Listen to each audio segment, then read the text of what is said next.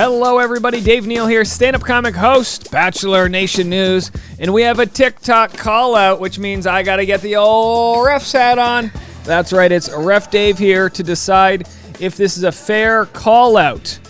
We've got a TikToker who says, hey, I dated you for a year and a half. First I've heard about your kid, so we'll get into that story. Also, Nate, little fan favorite over here, Nate actually was interviewed this week and says why he felt comfortable opening up about having a daughter to Gabby. So maybe he wasn't really that into her.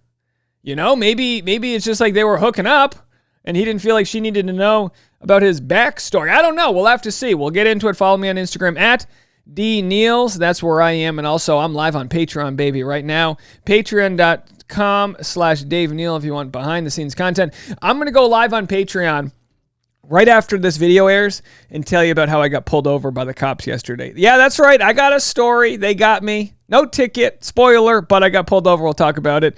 All right, so that's it from me. Not quite a DILF, but Nate is. He's a DILF, right? I mean, it's all subjective, I guess, to some people. He's doing that thing with his arms where you make you look stronger. You take all of your muscles. See, here's what guys do this to look stronger, and it's the same thing as women who will like touch their elbows to show off their cleavage. See, we all do it because women want a guy that can catch a bear, and men want a guy. I guess genetically, it comes down to nursing, right? I don't know. What's the boob obsession? I don't know. It's out there.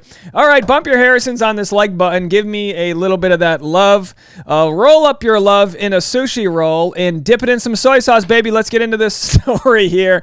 By the way, last video I just made, Jenny with the best comment ever says, I was watching this video just now on full blast in my apartment. The maintenance guy had to come in and bug spray. Right as he walked in, Dave, you yelled, as a man, I need to be holding on to my balls. This old guy is probably thinking, what is this girl listening to right now? I quietly pushed pause and then he left. Thank you for sharing that hilarious, awkward moment with me, Dave. Alrighty, you're welcome. And then, of course, GEC says, girlfriend came in and heard I kept reaching for my nuts and screamed, babe, what is Dave doing? Well, I'm reaching for my nuts because I've been eating nuts here, so it's not as enough. Oh, look at that, it's a green screen nut holder. Either way, I'm chewing on these nuts. Let's get into it. Here's the TikTok. Play it right now for you. There it is. I cried for a guy. Where's the audio? We don't have the audio on this. It doesn't matter. I cried for a guy who ... Wait for it. Wait.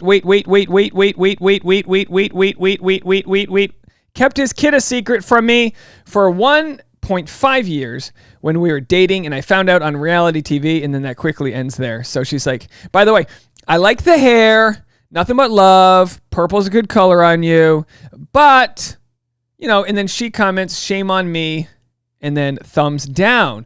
So I'm going to adjudicate, but first, let's get a little bit more information from Nate. Oh, that's the wrong one. Let's get more information. Oh, that's the wrong one. Hold on. More information from Nate and why he felt comfortable talking about his daughter.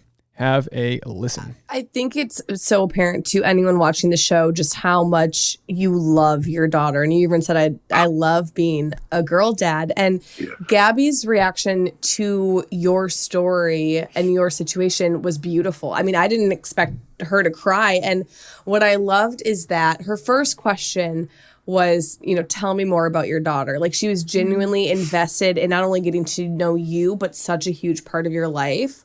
And I think it helped her, you sharing your story, helped her share hers because she had, you know, a strained relationship with her mother growing up. And so were you aware of that going in? And after that conversation, did you just feel so connected after that? Like, you guys have shared so many heavy parts to both of you that it probably bonded you in such a special way? Oh my gosh. Is this the longest question I've ever heard? No, absolutely. Going into it, whenever I did that, like, you know, that conversation could go a number of ways. But love you, Becca. She was just so she just has like such a calming presence around her that I just did feel completely open expressing it. And then her pinging me and asking me questions on it, following up, I was like, oh, wow, she's like really attentive. And it just made me feel so comfortable. Even though they were difficult conversations, you want to feel like you can have those conversations with someone that you're potentially vying for their affection and, you know, possibly marrying. So and then whenever she like opened up, I was like, wow, like I had no no idea of like her relationship with her mother possibly being constrained. And so I just wanted to be like an open ear for her in return, the way that she did for me. And doing that, it really felt like it did make us a lot closer, just to have like that bonding moment. Mm-hmm. And then again, like we had that serious moment, and then right after we were able to, start joking again and make it lighthearted and fun. Mm-hmm. So it just goes back to saying like we really did have like a really good dynamic in the things that we covered in that date alone. So, by the way, if anyone's looking for office supplies, Nate has a paperclip on his ear there. All right, look, I mean, we're not going to get much information from these interviews. These are North Korean, Communist Party, sort of like nothing super interesting. But that's because they can't really share more. They can't share where Nate is on the show. Michelle's already, she's already been direct deposited for being on the podcast, so she's losing steam there. I get it. I understand. It's kind of boring. Let's listen to another clip. I'm going to give my judgment on whether or not I think this TikTok should be allowed. But let's keep on listening to Nate say why Gabby's such a great woman. Lucky enough to have Gabby on the podcast, back when Clayton's season was airing. But that was just one conversation. But what I took from that at that moment in time was how self-aware of a woman she is. Is that something that you picked up on right away too? Because I feel like it would be so hard to miss. Like, she is so self-aware. Objection, leading the witness. Now, before we get to his response, Kristen Nunez says, can we get Michelle this Nate replacement? I love it. A Nate replacement. Take out the Y and you got a new Nate. New Nate. Nate for, but again, we don't know how Nate's going to end up with Gabby. But yeah, this is how Caitlin Bristow ended up her relationship with Jason Tartick. You know why? You get to have a conversation with someone. You get to dive into topics. You get to see where you agree on morally and if there's any sort of tension. I personally... Have we heard Michelle Young talk yet? Becca's in the driver's seat here, so I can't really tell what kind of chemistry Michelle and Nate would have, but leave it to our audience, respectfully, to project for future relations. Oh my God, it's unbelievable. And to be in the presence of someone that's like that, it can be daunting, but it's in the presence of the right person, it's also empowering just to see someone like that. I admire people who've gone through things, but people who go through them and come out stronger, like you just get an aura around them and you just appreciate them and love them even more for it. So it was truly amazing to be able to share that space and just see her for who she was and not just what they portray on TV. Because if you get like time with her, you are a phenomenal woman. I mean, I think we all thought Gabby was a phenomenal woman to begin with, and I still think we're getting to know her, getting to know all about her. Teresa, our good friend Power Belizean Teresa here, says that's just bad sluicing on her part. Speaking of the TikToker, sorry to say, I do full background checks on friends' new boyfriends that seem shady or too good to be true. And my mom, oh, good for her. You love a good background check there that the ladies got to do. The world's a weird world out there. So the question I have is this. We're gonna go back to this. All right, we're on the wrong channel, the wrong one here. So she said she cried for a guy who, and then we cut to the point here, says, kept a kid a secret.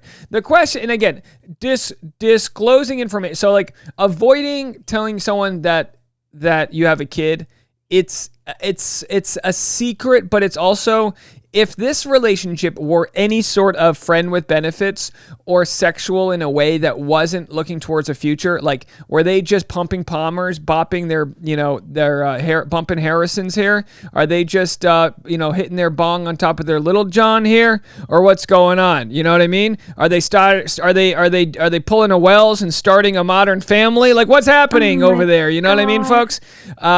Because if he is talking to her like, I want a future with you, baby. I want, all these things. I want to show you the world. I will show you the world. Shining, shimmer. But Dad, can we shut up? I'm lying. I'm trying to, don't blow my cover. I don't know, guys. I don't know. But as I like to do, I will take this to the court of opinions here. And Ref Dave will be coming down with a judgment. So in the case of TikTok girl exposing Nate for having a child that she didn't know about, I'm ruling on the field that it is not a penalty for her to expose Nate, but there is further information that needs to be known that we don't have right now. So we need to find that extra information Like, were they actually officially a couple building a life together? Or was it just them getting it on in the bedroom? Okay, that's what we need to know. We're not there yet. Let me know what you guys think. More content coming right after this on the Patreon. We have 299 Patreon members. Who's going to be lucky 300? We'll talk to you guys in a little bit. Patreon.com/Dave Neal. Bye, everybody. See you later.